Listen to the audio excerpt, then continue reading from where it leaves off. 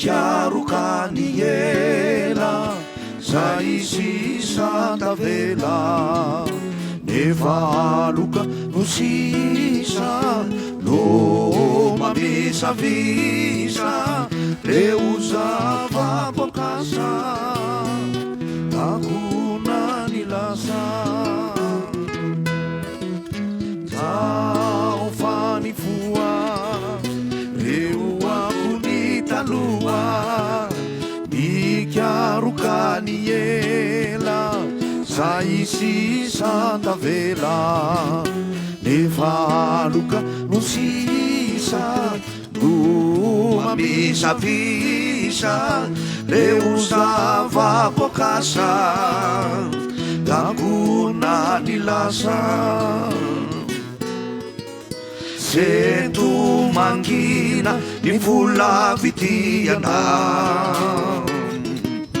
no manako any hoany tsy de anotany reo andro taloha zao maivoa nefa setotomany no setriny zany ny zava-drehetra dia manapetra ny